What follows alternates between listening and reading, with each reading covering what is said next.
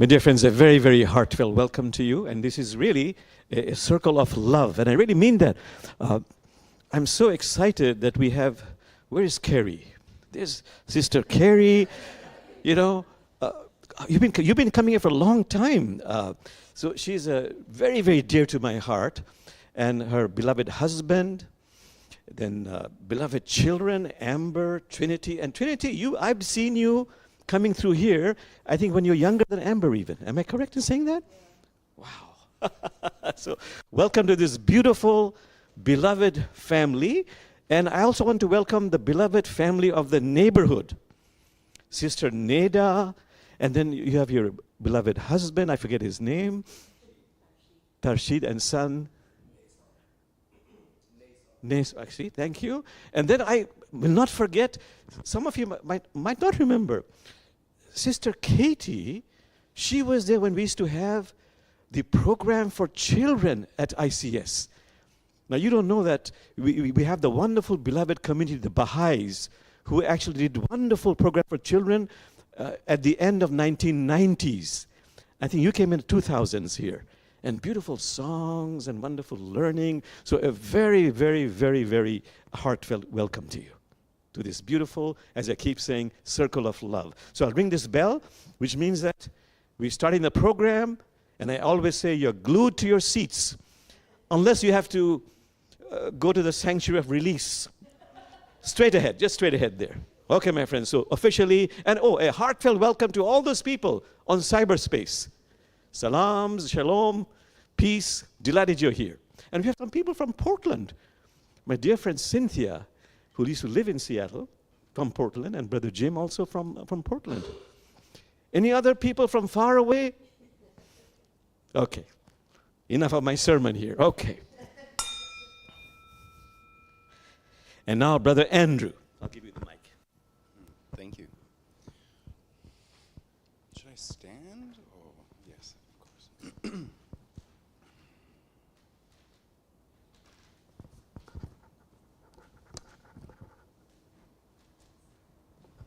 Good morning.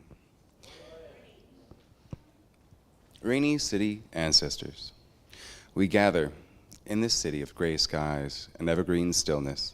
The city rises, the machines roar. It is within the hush between rainfalls that holds the truth. The land remembers.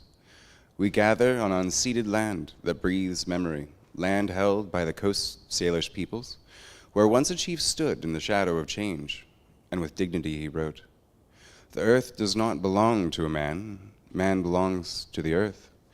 The wind carries their language, the cedar remembers their touch.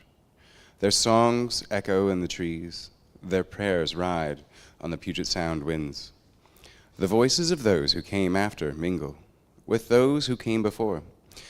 Those who found roots in the soil, who carried memories of distant lands, whose names were carried by the tides and the winds. Let us listen, not with ears, but with feet on the soil, with hands in the river, and with the breath that fills our lungs. With hearts wide as the Salish sea, let us listen to what the land remembers. O ancestors, all ancestors, who walked these and other lands, before names were carved into maps, before time was worn on little wristwatches, we call you, come, sit with us again. Help us to remember the knowledge of the heart.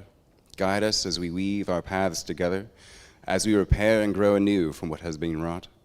May we hear you in the rustle of the leaves and see you in the flight of the city crow, and feel you in the air we breathe, in respect, with love. We invite all our ancestors who came before. And let me introduce Varshid. Thank you and good morning. I want to take a moment to honor the feminine face of the divine, that sacred reflection of God's nurturing, life-giving presence, often seen in the strength, compassion, and wisdom of women. Human beings, women and men, are created equal in the sight of God, but equality does not mean sameness. The feminine carries within it a unique spiritual power, the ability to give life, to nurture, to hold space, to heal, to lead quietly and boldly, often at the same time. We see this divine expression in the strength of mothers who shape the souls of generations, in the courage of women who build and bind families and communities together, and in the wisdom they offered when the world most needs balance and care. Abdu'l-Baha said, "The world of humanity is possessed of two wings, the male and the female. So long as these two wings are not equivalent in strength, the bird will not fly." So today in this sanctuary, I give thanks for the feminine divine, not just as an idea, but a living force, one that sustains families, elevates communities, and reflects the tender power of God's love in ways we are only beginning to truly understand.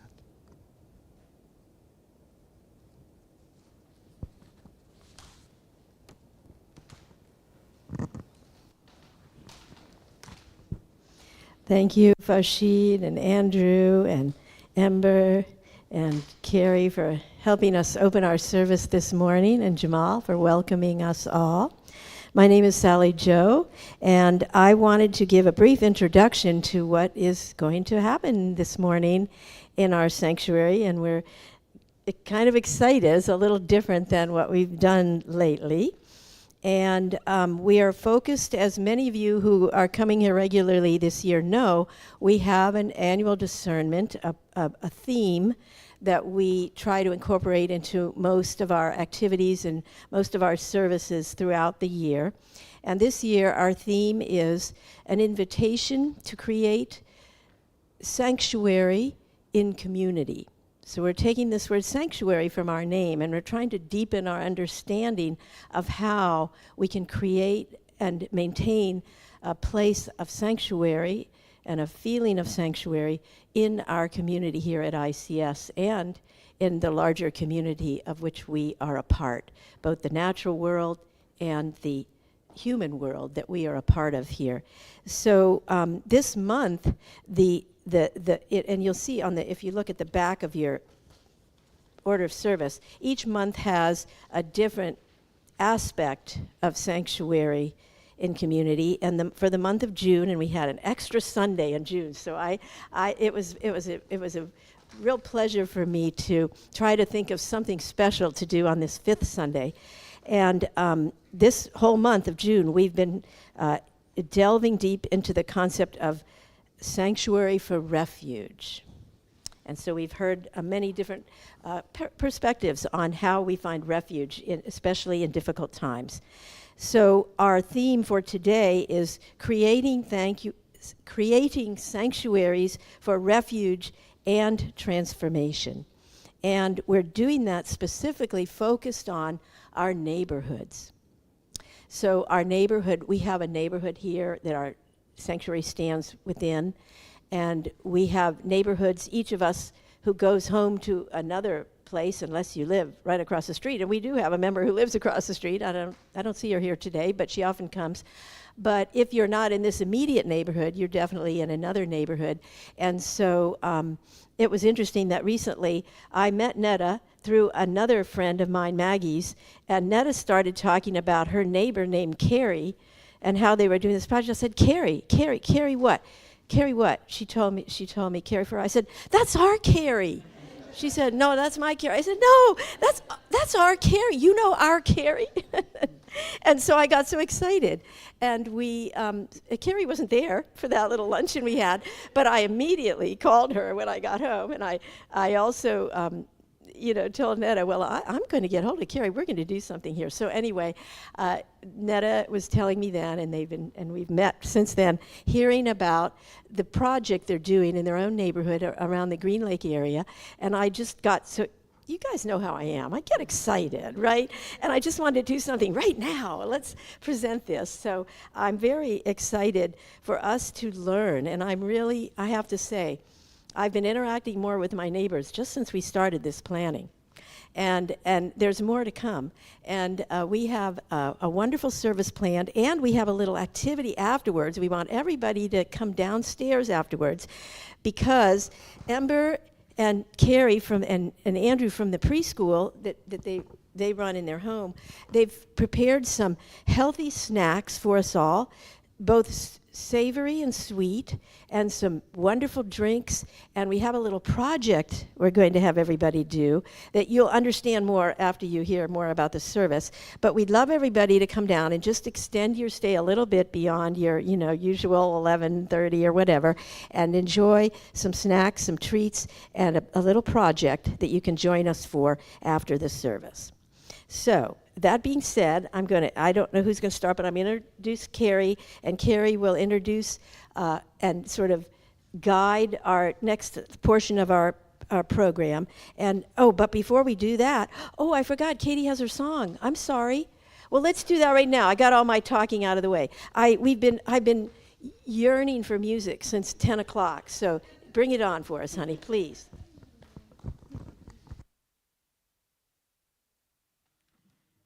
Thank you so much.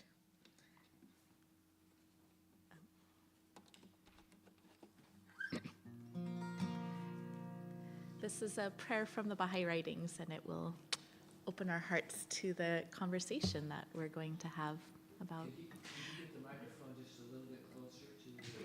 Yes. Stand close enough.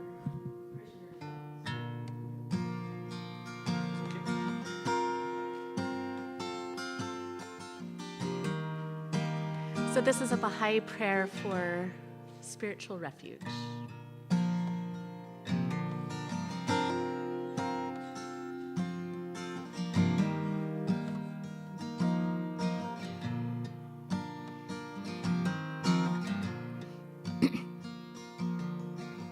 Oh God, refresh and gladden my spirit, my spirit, my spirit. Oh God, refresh and gladden my spirit, my spirit, my spirit. Purify my heart, illumine my powers. I lay all my affairs in thy hand. Oh God, thou art my guide and my refuge, my refuge, my refuge. Oh God, thou art my guide and my refuge, my refuge, my refuge. I will no longer be sorrowful and grieved. I will be a happy and a joyful being. Oh, I will no longer be full of anxiety, nor will I let trouble harass me. I will not dwell on the unpleasant things of life. I will not dwell on the unpleasant things of life. I will not dwell on the unpleasant things of life. I will not dwell on the unpleasant things of life. Oh God, thou art more friend to me than I am to myself. I dedicate myself to thee, O Lord. I dedicate myself to thee, O Lord.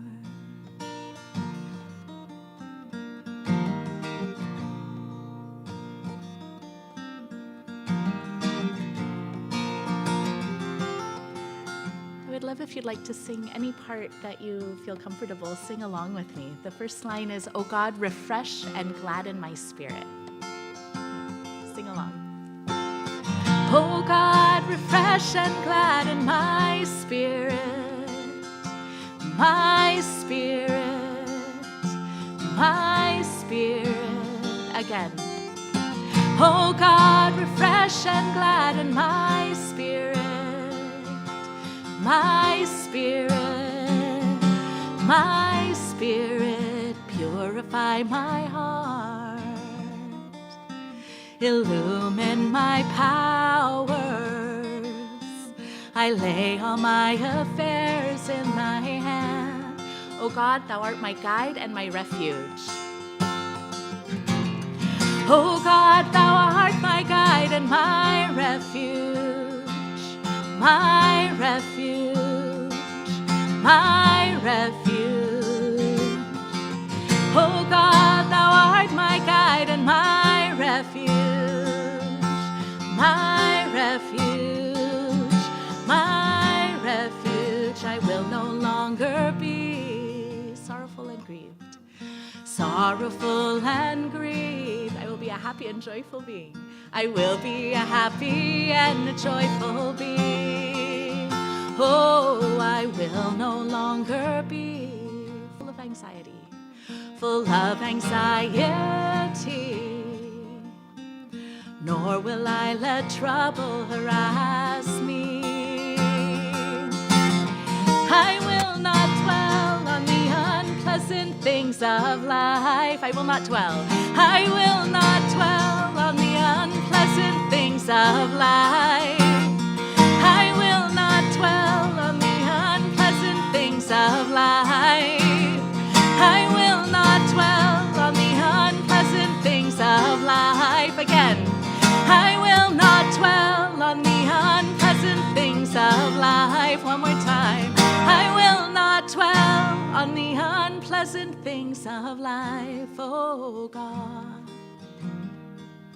thou art more friend to me than I am to myself. I dedicate myself to thee, O Lord. I dedicate myself to thee, O Lord.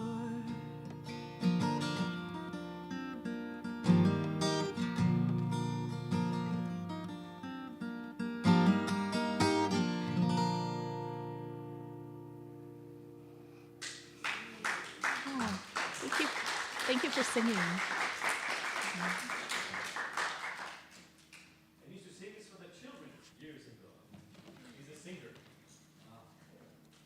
I love when we're singing together. When people are singing together, our hearts start to beat in unison. So it's really a way to create unity among a group of people. Thank you. Thank you for having me.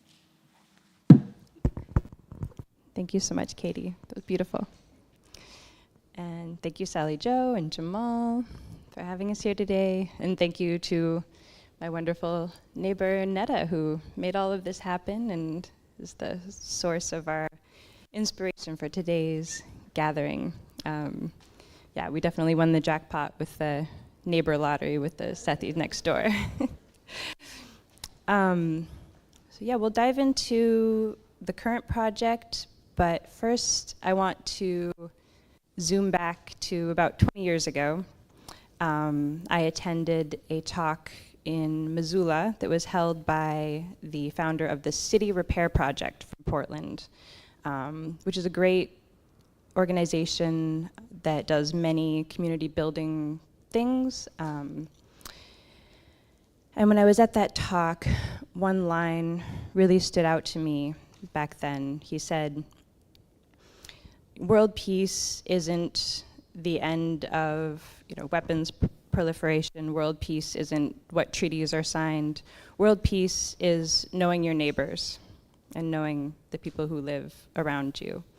And that just really stuck with me. It's influenced how I run my business. It's influenced how I shop.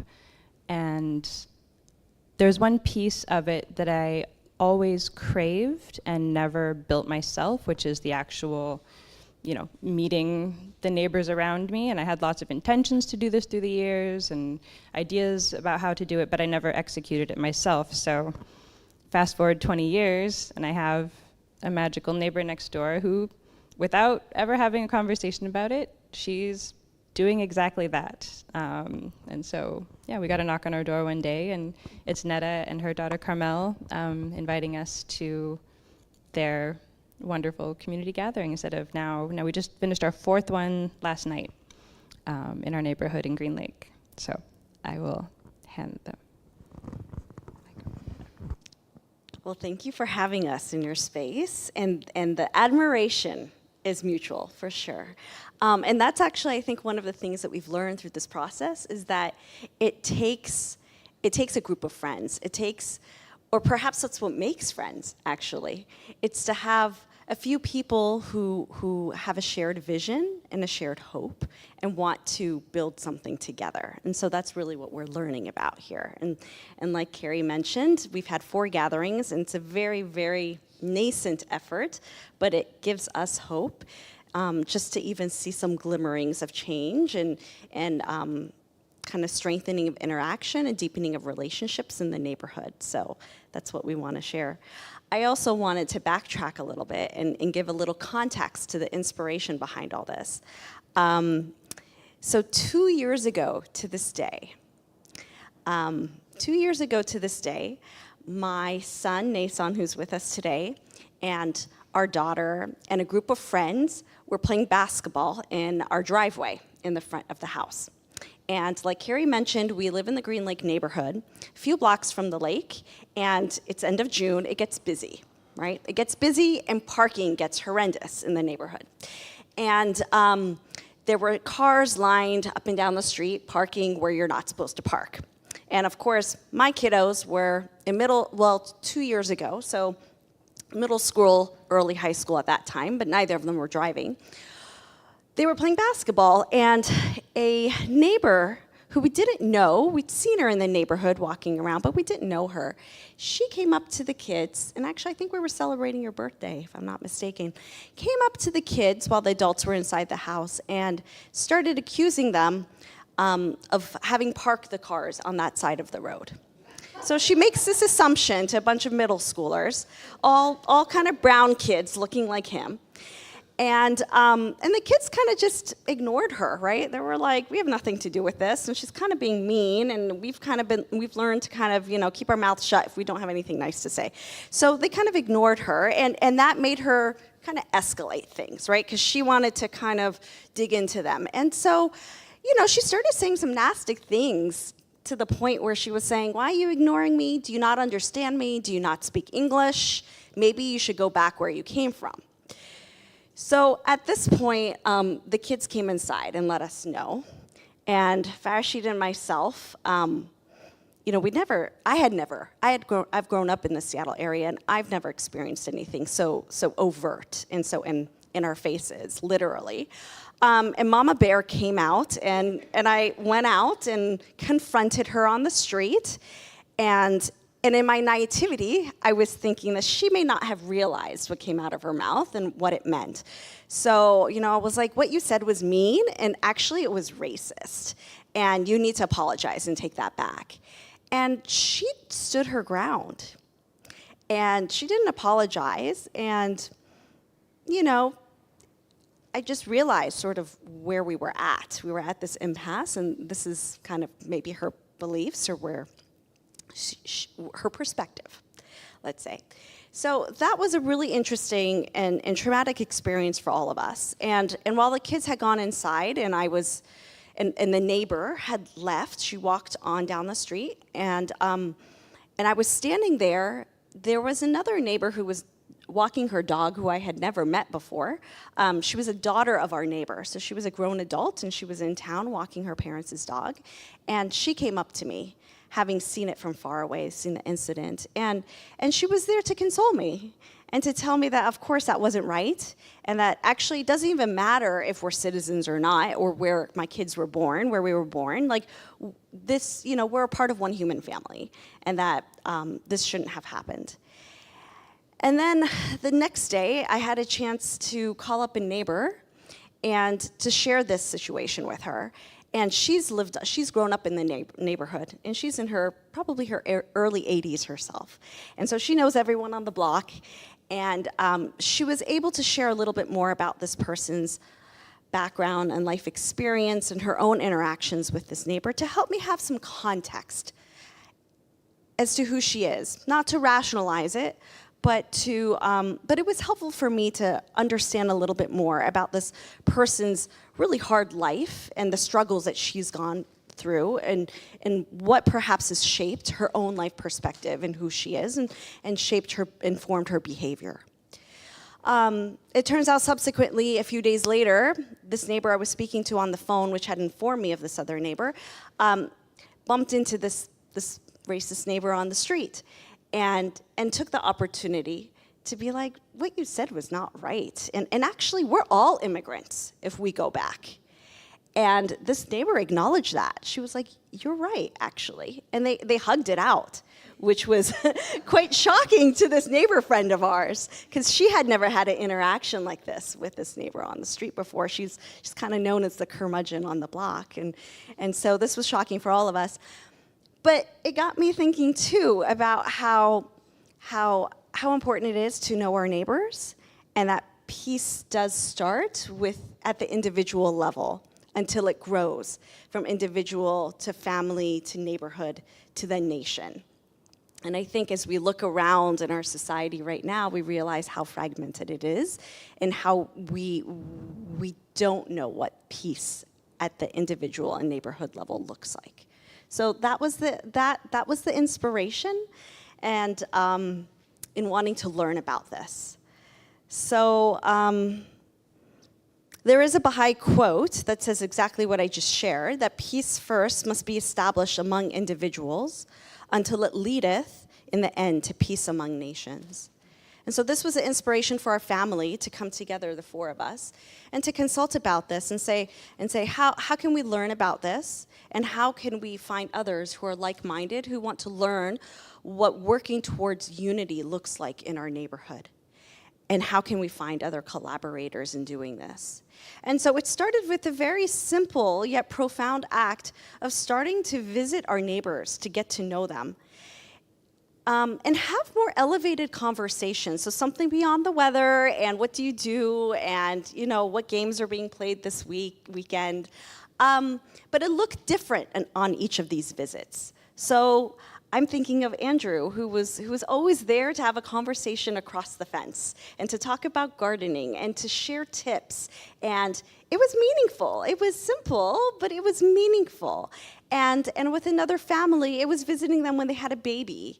And with another family, it was just talking on the porch, right? It wasn't even going inside their home, which can be, I think, quite daunting if we think about the Pacific Northwest and how we interact or don't interact with our neighbors, and home visiting can be really a strange notion. And sometimes taking my kids with me as we go to visit another family with kids. But it was this idea of like, how do we really get to know each other? And through the conversations, what has shaped us? What are our values? What motivates us to do what we do and to think the way we do? But in a way that finds common ground, finds commonalities in these precious points of unity, right? Because that's where we need to start. And so after just doing these home visits in a way that was very organic and natural, building off of these little relationships or interactions that we've had, which were all well received, I must say, because they were, again, an organic part of our comings and goings. Our family consulted and thought, well, what's the next step? What do we do now? Because this is kind of more on an individual level. Like, what's the next step in growing this?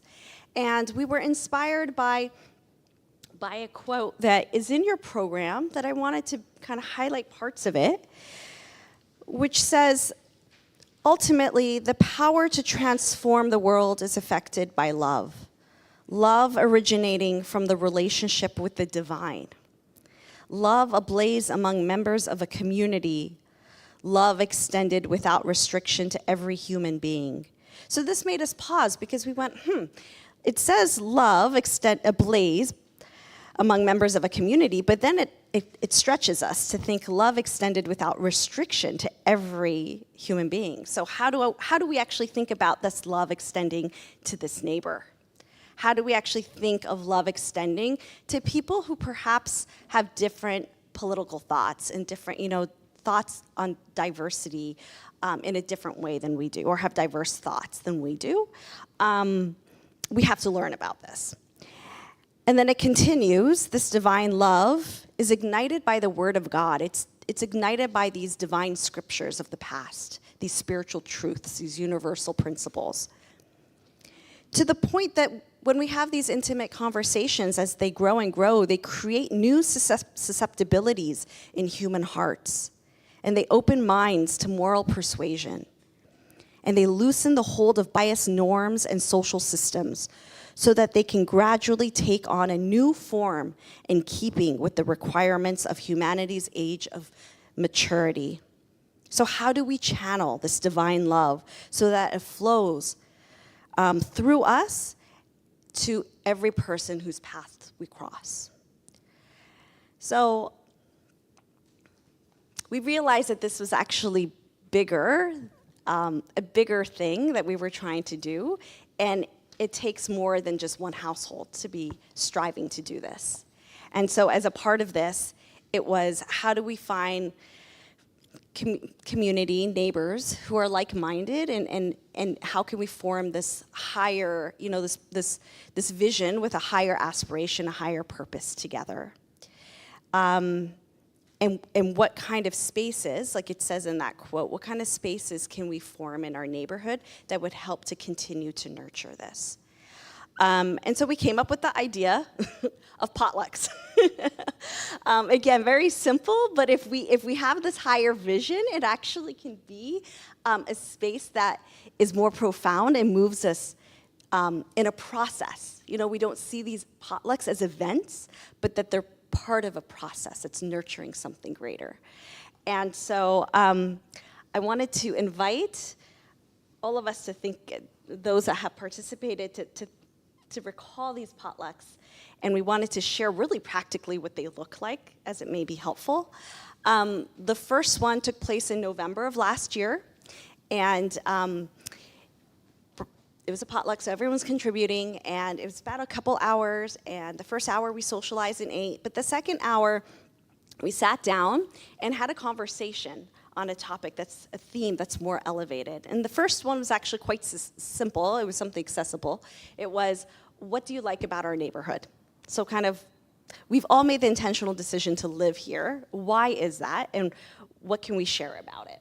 And what do we learn about each other through that question? And so we did that. And we had about 25, 30 folks show up. The second brunch that we held was over Valentine's Day. And so naturally, the theme was about love. And this theme came to mind as I was brainstorming, visiting with a neighbor, and she was sharing about a craft project that her 7-year-old son was doing at their school, where they were to think about one person they love, one place they love, and one activity they love. So again, a very simple idea, but the intention was to start collaborating with others, bringing others into this process. And so at that brunch, the question was, who is one person in your life, whether family or not, that embodies love for you? And what is it about their qualities of heart and attributes that embodies that and that you would like to emulate? So again, it was an opportunity to go a little deeper with folks in the neighborhood. At that gathering, I kind of zeroed in on like Kerry and her family, fabulous family, and realized that like these are friends who have this sort of orientation towards wanting to have these conversations and to interact in this way. And also, like, there was this creative vibe I was getting from them. And I wanted to bring that aspect of integrating the arts, some sort of interaction, like activity into these spaces. And so it became a brainstorming for our next potluck. So perhaps you can share a little bit more about that visit, those conversations, and then the activity. Yeah, Neda very graciously invited us in to collaborate on the idea, the concept.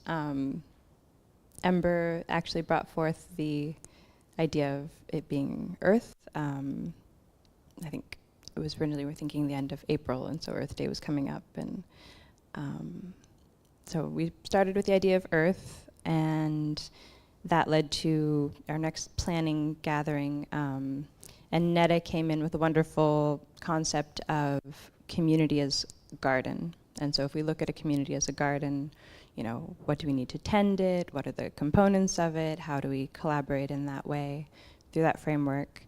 And so at that planning gathering for the third potluck, Neda came in with the garden idea. Ember came in with the craft project idea, which is a favorite at our preschool, decorating rocks.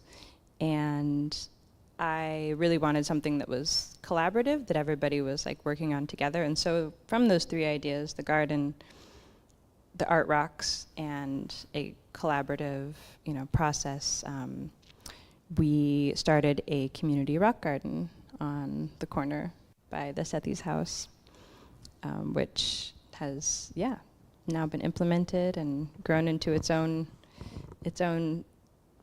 fixture in the neighborhood. Both people who attended the gathering and people who didn't attend the gathering have been interacting with it and asking about it, and yeah. Do you want to see it?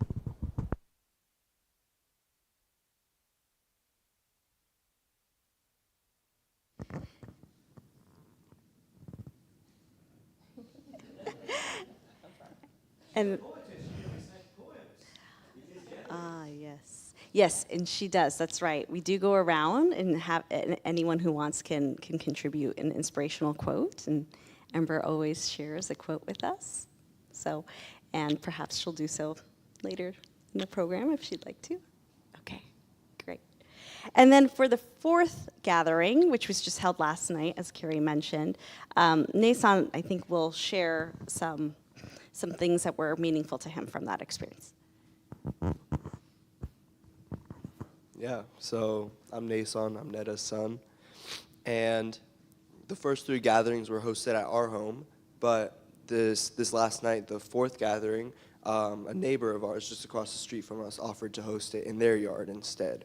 And that's like the first thing, honestly, that I found meaningful, just because it showed just how committed these people in our neighborhood are to this idea, this concept of building community, that they're offering their own home. They're sacrificing their own home to the other people to be a space where they can come together and commune. So that was the first thing.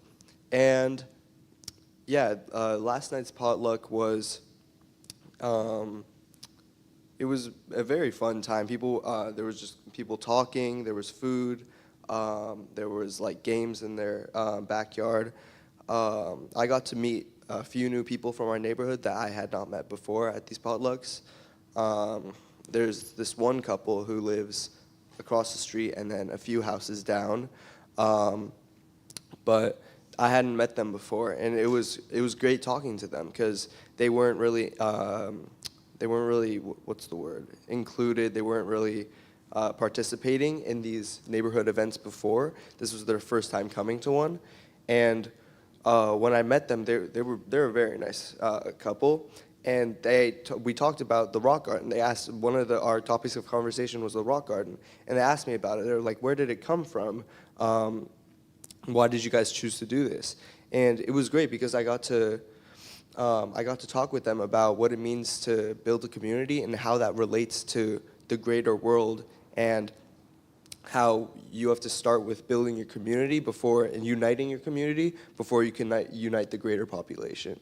So it was very nice to talk with them about that and like other similar topics. And then just the last thing is that other people got to contribute more rocks into that rock garden that we have. So it was very nice to see tons of other people grabbing rocks from a basket and then doing like a little drawing on it, and then I think we're gonna put those back into the garden. So yeah.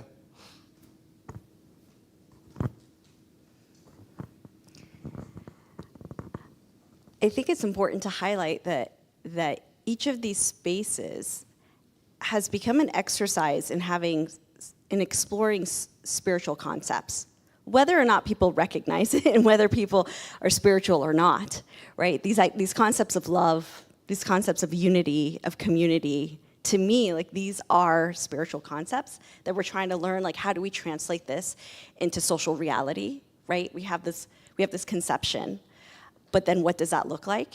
And it also becomes a space in which we're working towards that. So what Nason alluded to is that, like, how do we bring people of all different backgrounds, whether it's cultural or diversity of thought or something else, into a space together? Because it's easy to do so. We have lots of different groups in society, but what does it look like to do so in a neighborhood where you have so much different kinds of diversity? And then to do that, like that is the work. So unity becomes not only a concept, a spiritual concept, but it becomes a mode of, it becomes like a way of operating in what we're trying to do. So I think that's like really profound, and it's kind of underlies everything that we're trying to do. And like the garden analogy, it takes tending to, it takes intentionality. And so in that exploration with our group at one of the brunches around like, what does it take to tend to a garden, if our neighborhood's a garden, people were sharing, like it takes a gardener. So someone with, mindfulness around that, intentionality. And then it takes, spaces just to interact and to get to know each other on a more profound level. And people then were like contributing, we can post the next one, we can host a movie night, we can do other things. And so we'll come to sharing a little bit more of like what we've done since all this, or what's been the outcome.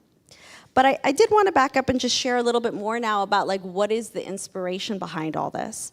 And that is that our family as Baha'is, we see this as a global spiritual endeavor.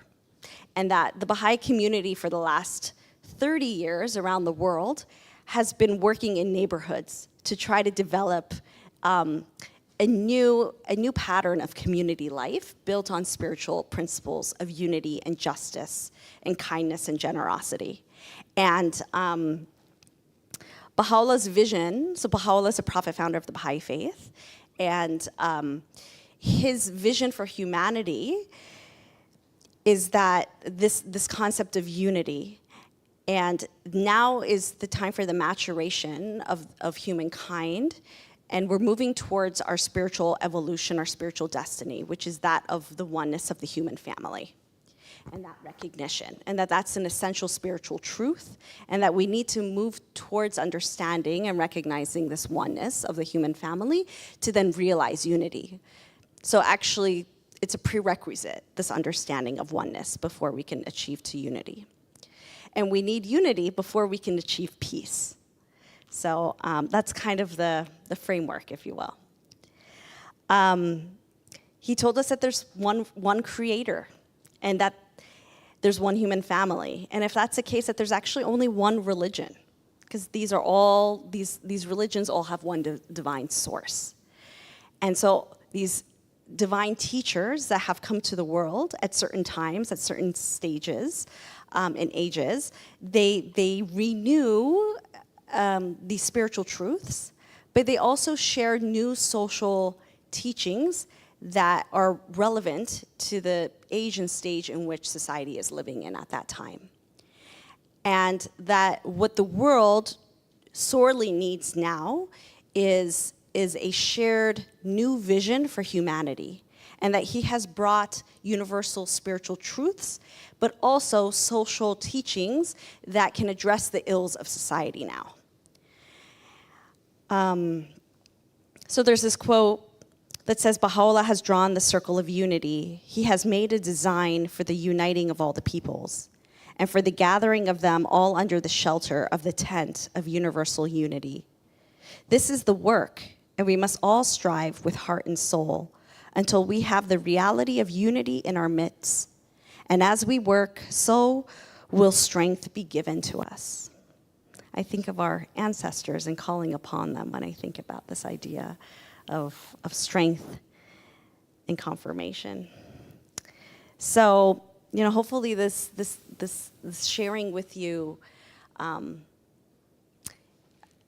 helps, it helps me realize that unity is not this lofty pie in the sky kind of concept. It's not just this naive sort of idealistic, optimistic sort of thing, utopian sort of thing, but it's actually what we're trying to do in our neighborhoods in a really practical way. How does this take collective expression? So a few things that we've learned along the way. And feel free to add anything else you guys think of. But this is what I was able to come up with. So first of all, it takes a group of friends, like I said, this nucleus of friends who are serving and working together, consulting together, planning together. It takes a shared vision, a shared inspiration of what are we moving towards? What is this loftier aspiration that we have? How do we see these neighborhoods as not only refuges where we not so much as refuges where we hide or retreat, but that they're havens of hope, and that they're inclusive, that they welcome all, and that they try to find these precious points of unity between all of us, the common ground. And again, that these potlucks or whatever spaces that are created, that they're part of a process, that they're not just events that are happening. How are these spaces creating conditions that are conducive to constructive conversation, right? I think that's one capacity that we've lost or that we don't have in society a lot, is what does it look like to have those constructive conversations, right? So how do we create space that helps us create those capacities? And I think that comes from relationships, really, right? So now in terms of where are we seeing these glimmerings of change or transformation, hope in our neighborhoods, we wanted to share some of the outcomes. Share a few of them. Yeah, I mentioned briefly before that the rock garden has kind of taken on a life of its own. So, people, I haven't finished the sign for it yet, but even without instruction, people are, picking rocks that they like and designing their own rocks and dropping them off. And I think all of us have been asked questions by people walking by and asking about it. Neda created a WhatsApp group, which has been good for keeping people in contact, both about the neighborhood gatherings, but also other things are popping up on there too, like borrowing tools and neighborhood tips and those kinds of things. And as Neda mentioned, other people have jumped in to both host, as our neighbors did last night, and offer to have a movie night in their backyard, and these kinds of things that continue to grow, the neighborhood. In really wonderful ways, and really, ways that are both playful and fun, but also, I personally am a little bit of a shy person, so it's really helpful to have that context in which to introduce myself to people that I wouldn't normally, feel comfortable reaching out to.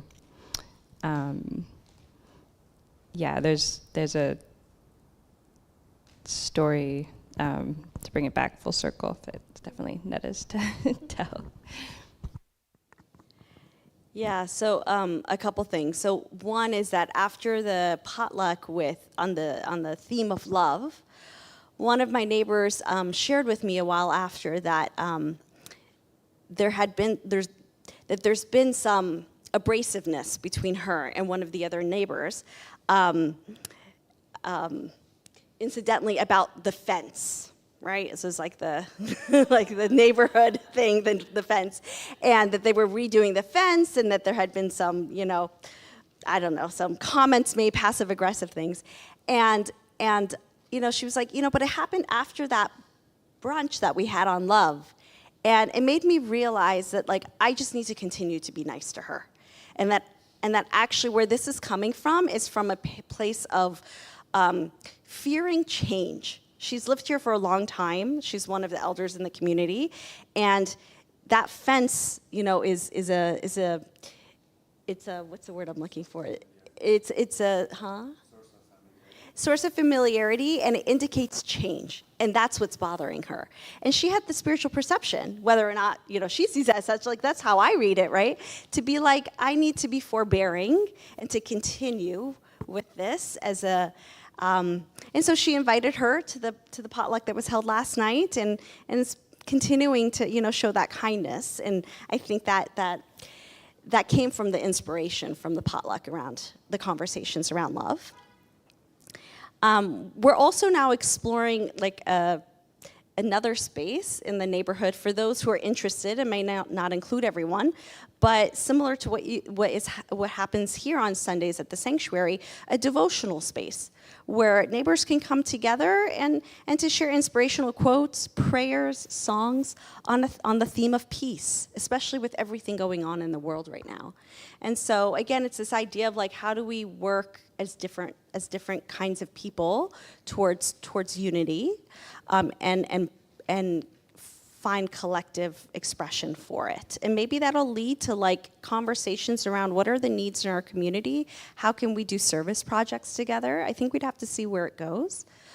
And then, the last thing I wanted to share on this note was about change was that, so that racist neighbor, I'd been thinking about like, what could I have said, and what am I going to say to her next when I see her? Well, it turns out that she's one of the people that reviews your receipt at Costco, and so I have bumped into her there. And the first time I realized this, I was in line, it was a long line, and I saw her at the end there, and I was just ready. I was like preparing myself mentally, like, what passive-aggressive comment am I going to make, right? And every time this would happen, the line that I was in, like, they would shift me to the other line, so I could never confront her. And I was kind of annoyed by it. I was so just ready. And so this one time we were at Costco with Nason, and I saw her up, we may have seen her up there, and I said, Nason, help me this time to think differently. How can I think differently about her in this situation?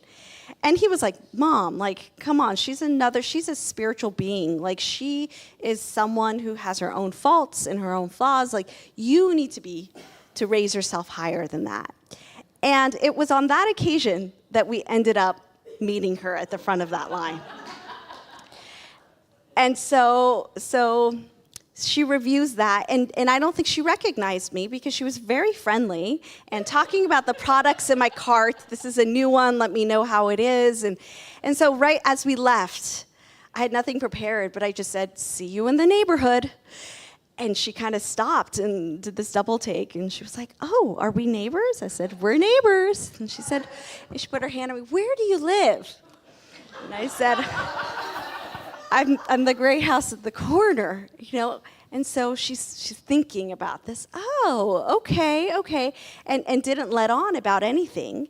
And since then, have seen her a few times in the Costco line, and she passes our home, and I'm watering plants.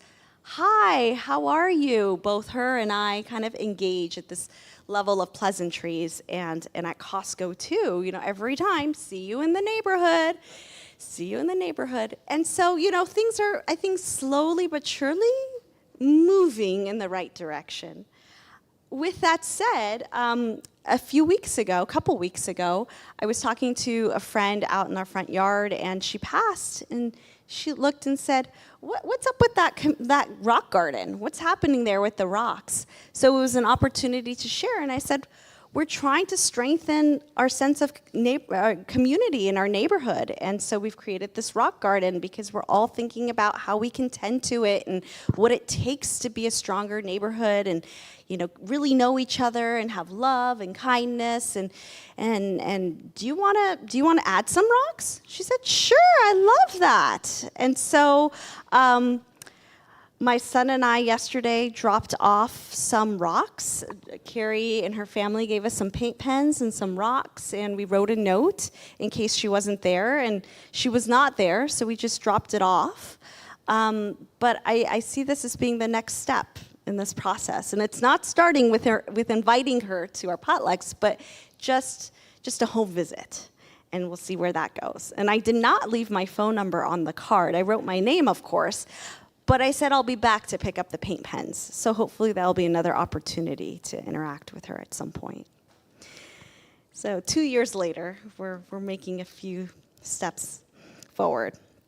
I wanted to end with some observations, if I may, and kind of circle back to where we are here in this beautiful, nurturing sanctuary where we're like-minded and we're thinking about these things together. Obviously, the sanctuary does this every Sunday, so I feel like you all are doing the work of coming together and exploring spiritual reality through the love that emanates from divine texts and from inspiration, and kind of exploring this together. And so how do you build on this strength as a congregation, as a sanctuary? And how do the spiritual energies that you are accumulating, like how does this actually permeate to the neighborhood around you? Just as Sally Jo was saying at the beginning, how do others see this space as a refuge and as a haven of hope and a place of unity? And then to extend that, how may you each take inspiration from this very, nascent example of what we're trying to do, and think about your own respective neighborhoods and the relationships and the interactions you're having there. And think of every space that we occupy as being a potential haven of hope and unity, because that is the work before us. I wanted to end with this quote. And I really appreciated how we brought our ancestors into this space at the beginning, and to recognize that we are the embodiment of the hopes and aspirations of our ancestors, whether familial or spiritual, that we are their spiritual descendants. And we can call on them. They are the angels, their army of angels, and they are here to help us with this work. And so this quote is, "The great peace towards which people of goodwill throughout the centuries have inclined their hearts, of which seers and poets for countless generations have expressed their vision, and for which from age to age the sacred scriptures of mankind have constantly held the promise, is now at long last within the reach of the nations. For the first time in history, it is possible for everyone to view the entire planet with all its myriad diversified peoples in one perspective. World peace is not only possible, but inevitable. But as we know, it starts with each of us and with getting to know our neighbors."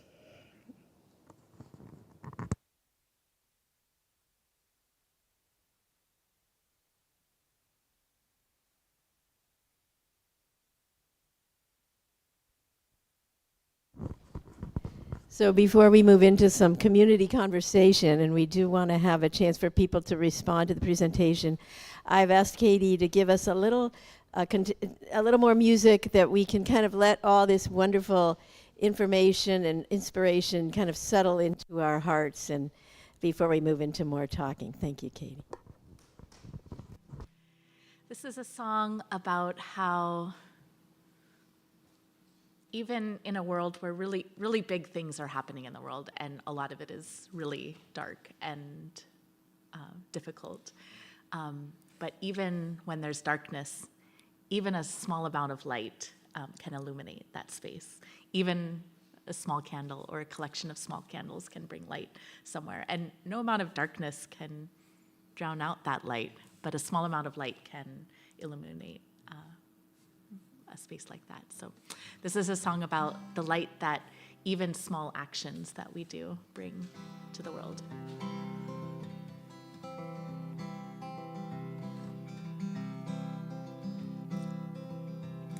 Against the gloom of a stormy sky, how bright the light, how bright the light that gleams from your devoted efforts. How bright the light, how bright the light. Even as the tempest rages in the dark, how bright the light, how bright the light. Even as the tempest rages in the dark, how bright the light, how bright the light, how bright. Again, I'd love if you'd like to sing with me. Against the gloom of a stormy sky, how bright the light. Against the gloom of a stormy sky, how bright the light, how bright the light that gleams from your devoted efforts, that gleams from your devoted efforts. How bright the light, how bright the light. Let's sing that again. Against the gloom of a stormy sky, how bright the light, how bright the light that gleams from your devoted efforts. How bright the light, how bright the light. Even as the tempest rages in the dark, even as the tempest rages in the dark, how bright the light, how bright the light. Even as the tempest rages in the dark, how bright the light, how bright the light. Against the gloom of a stormy sky, how bright the light, how bright the light that gleams from your devoted efforts. How bright the light, how bright the light. Even as the tempest rages in the dark, how bright the light, how bright the light. Even as the tempest rages in the dark, how bright the light, how bright the light, how bright. The havens that will shelter humanity are being built, but there is much to do. There is much to do, beloved friends. The havens that will shelter humanity are being built, but there is much to do. There is much to do, beloved friends. There is much to do. There is much to do, beloved friends. Your efforts are needed now, beloved friends. Your efforts are needed now. Against the gloom. Against the gloom of a stormy sky, how bright the light, how bright the light that gleams from your devoted efforts. How bright the light, how bright the light. Even as the tempest rages in the dark, how bright the light, how bright the light. Even as the tempest rages in the dark, how bright the light, how bright the light. Against the gloom of a stormy sky, how bright the light, how bright the light that gleams from your devoted efforts. How bright the light, how bright the light. Even as the tempest rages in the dark,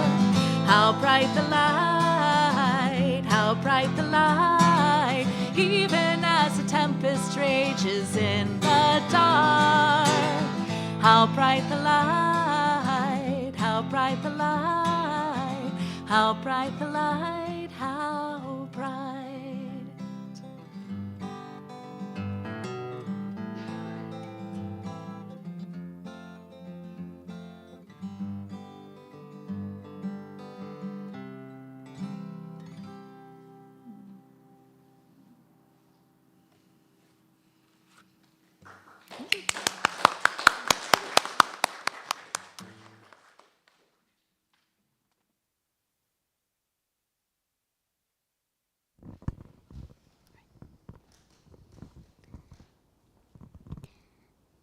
Out beyond the world of right doing and wrongdoing, there's a field. I'll meet you there.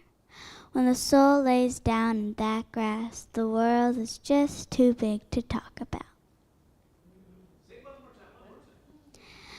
Out beyond the world of right doing and wrongdoing, there's a field. I'll meet you there. When the soul lays down in that grass, the world is just too big to talk about.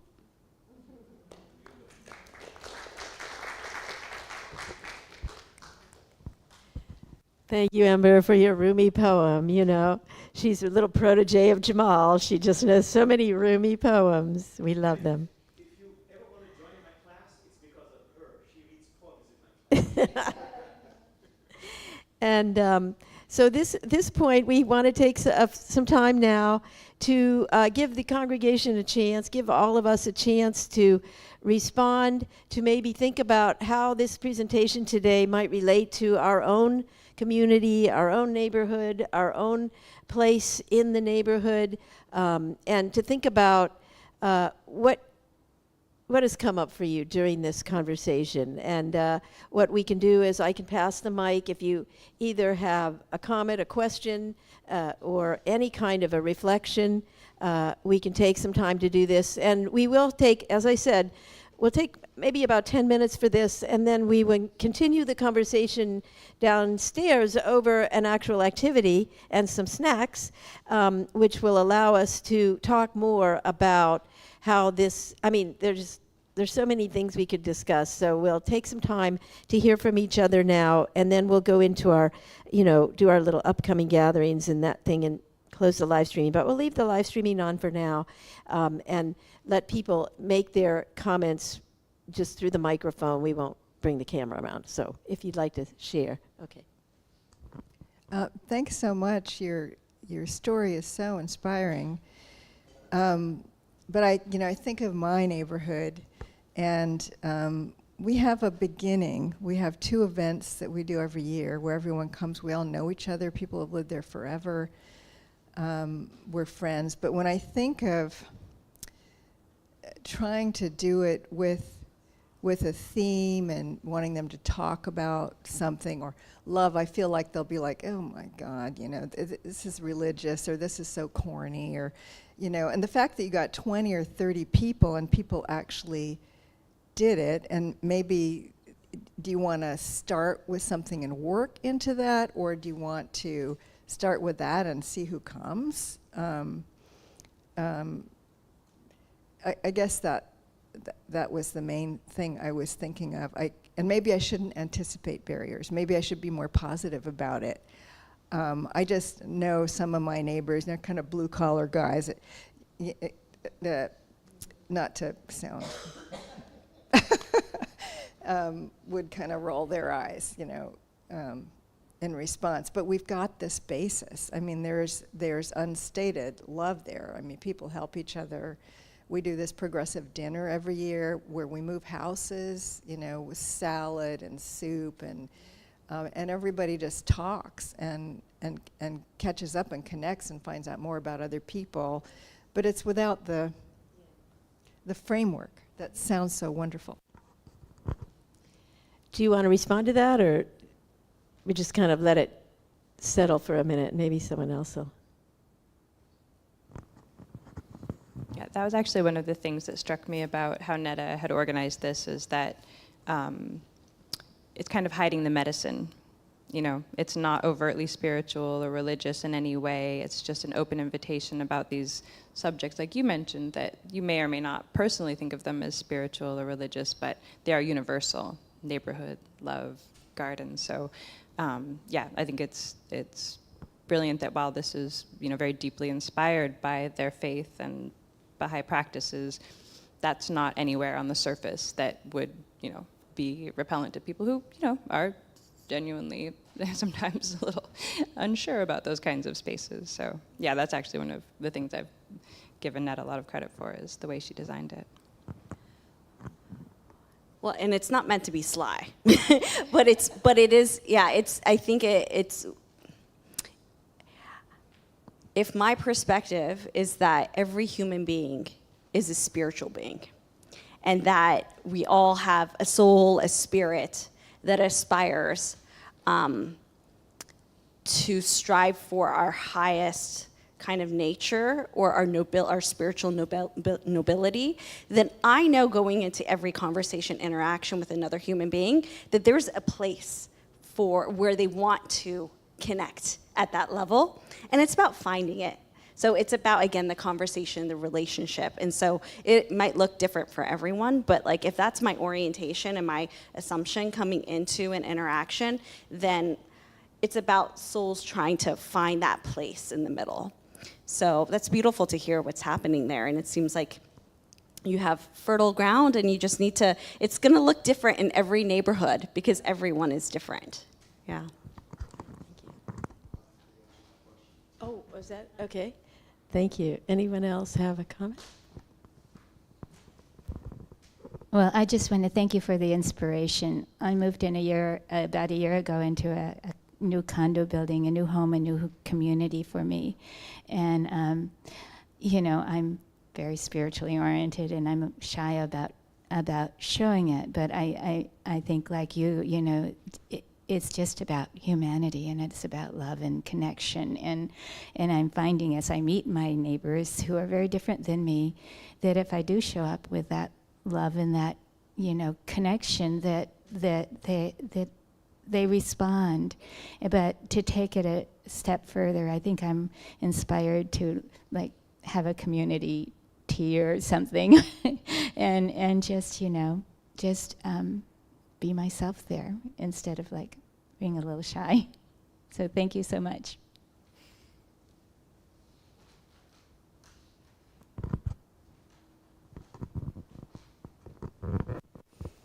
Thank you so much. I really enjoyed your talk and what you're doing in your neighborhood, and your music was beautiful. It is very inspirational. All these ideas are racing through my head.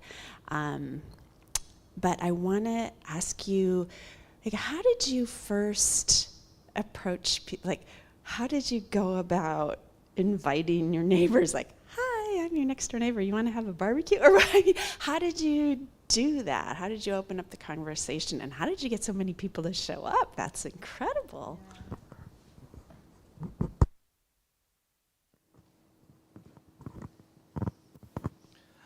So Neda and I had a conversation before we did the outreach, or she did the outreach. And me being a man, I was like, we can email them, we can call them, we can text them. It should be fine. And she was like, no. That's great, but no. And I, you know, part of it was coming from me being shy about it and just knocking on some of the other part of it was, to your point, maybe it's going to be corny, and, you know, people just don't like being knocked on the door. I know I am very like, who are you? Why are you knocking on my door, kind of thing.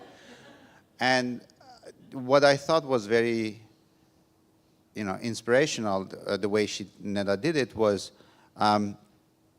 she bought a bunch of flowers, like stems of flowers.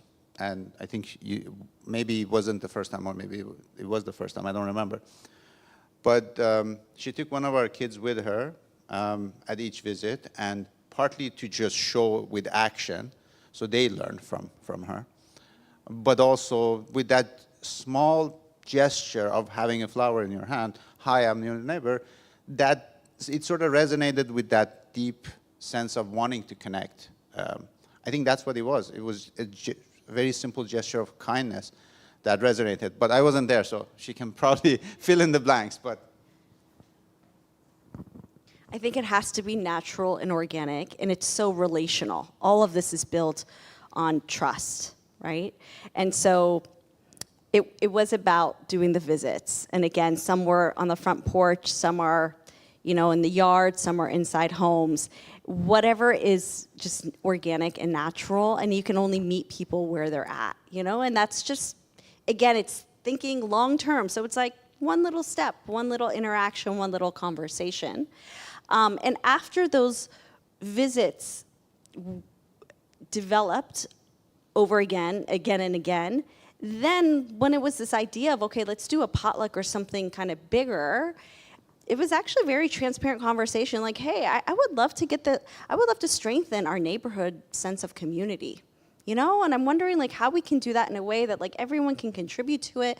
Let's all bring food, but in this world that we live in, we've lost that ability to like have meaningful conversation and interaction and get to know each other at the level where like if there's an earthquake or if something else happens and we really need to rely on each other, I'd love to know really like how I can come to you, how you can come to me, and support each other. And so I'm thinking maybe getting the neighborhood together for a brunch. What do you think about that? And then really listening and being like, seeing what's their response, what are their concerns, their wariness, but how they would like to contribute to that. So, one of my visits with one of the neighbors, I was like, what do you think the theme could be? That was the other thing. Like, it's, again, everyone is a protagonist in this. So, what do you think the theme could be? She was like, I think we need to, books. It's like, tell me more. What does that mean? There's, there's a banned book list and we need to make sure everyone's reading these books on the banned book list. I was like, okay, so yeah, we can talk about how important education and being informed are. And, so it was like, it was a yes and, like, yeah, let's take that and let's work with that. And that's why I loved, Kerry's family and Ember's idea about Earth Day. It was like, yeah, let's work with that. Everything can be made into a spiritual concept and conversation.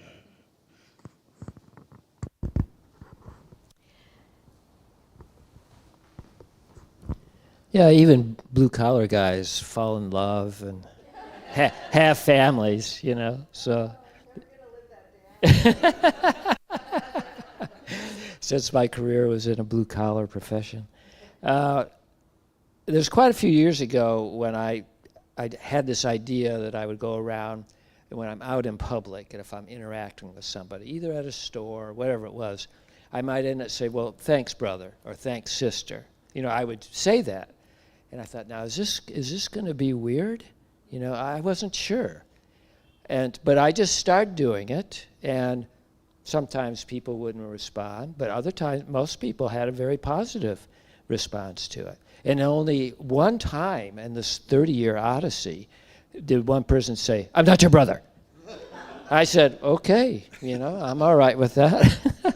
And lately, I threw in a new twist, like I get my groceries, if somebody's bagging, and then, because it's kind of a mechanical process, and they're not really, sometimes the people go through the line don't really acknowledge their humanity or anything.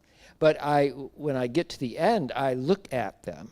I say, I really want to thank you for being here. And I've even said, getting my food's very important, and, I'm glad that you're here.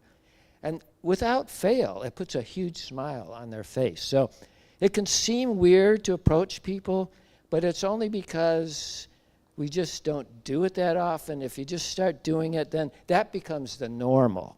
And the other thing becomes the abnormal, the closed off. So it's really about practice. Like many things in life, practice. And it really can change people's lives. I've seen it, yeah. Beautiful. Well, I would like to continue this conversation downstairs, so I hope people will join us, because I'm sure we all have little stories that come up from our own lives that we can contribute something to this bigger picture. I do want to thank again all of our guests for being here and for sharing your lives with us and your process and your neighborliness with us and making us part of your neighborhood. It just reminds me of Mr. Roberts and, Mr. Rogers' neighborhood, and how I still often say, it's a beautiful day in the neighborhood, because everywhere we go is our neighborhood, right? And I don't know, I was brought up in that generation where we all belong to Mr. Rogers' neighborhood. I want to take a few moments to welcome people to share their wealth with our community and with our people who are taking care of our historic building. Built in 1890, is that right, Jamal? Yeah, and it requires a lot of hours and dollars to keep up, and want to thank Steve for fixing the bulging ceiling panels and doing a full day, 2 days work on that. Beautiful job. So nothing's going to come crashing down on anybody anytime soon, we're hoping. And that's just one example of what happened this week, to keep us on our toes. And we're thankful for all the gatherings that happen here during the week. Almost every evening there's a class, there's a meeting of people who get together, maybe meditate together, maybe read a book together, or study a text together, or be in a medicine circle where there's healing going on. These are things you can find on our website, and that are keeping us all coming back and interacting with each other in as many beautiful ways as we can possibly do it, meeting new people. The Thursday meditation group has people show up that you never see any other time. Same with we had the sound bath, the chanting on Friday. There were people here, some of whom are regulars, some of whom I had never met before. So we have many ways to get together, and I'm sure this can be true in all of our gatherings in our communities. And we look forward to meeting you wherever you are, wherever it will be coming in for you, a place where you can find common ground with others and be part of this community. So thank you for participating. And people online, we thank you for donating through our website and our donate button there, which provides an opportunity for you to share our wealth together. And it just goes back into the community for all of us to benefit from. So we thank you for that. And I know let's see, other special events coming up. Peace Camp starts soon. Gretchen's here, and we have a Peace Camp starting. The first week starts July 14th through July 18th. People are welcome to stop in and visit Peace Camp, and also especially on Friday afternoons when we have our talent show. That's when the fun time, when you can meet all the kids and all the counselors, and everybody's putting forth their creativity and showing what they've been working on during the week with their friends and colleagues and counselors, and dancing and singing and playing music and putting on little skits and showing their artwork and whatever else they are feeling creatively. So Friday afternoons start at 3 o'clock, don't they, Gretchen? Every Friday afternoon during the 3 weeks of Peace Camp. That's an especially great time to come and join and get the sense. Yeah, please. The talent shows every Friday at 3 o'clock. And also I want to share with our community and everybody that we have a morning circle at 10 o'clock and an afternoon circle at 3:30, Monday through Friday. But the Friday afternoon circle starts earlier because of the talent show. But anyway, what I wanted to say is that the kids really like it when people come in and join the morning or one of the circles. They commented last year. In fact, they complimented Sally, Joe, and Jamal for joining the afternoon circle. So if ever you're free at 3:30 or 2:30 on Fridays, please feel free to join our afternoon circle. It's really it's very touching. And also the kids really appreciate it. I think they appreciate hearing from the elders also. And the afternoon circle is every day of the week, Monday through Friday. Yeah, Monday through Friday. Great.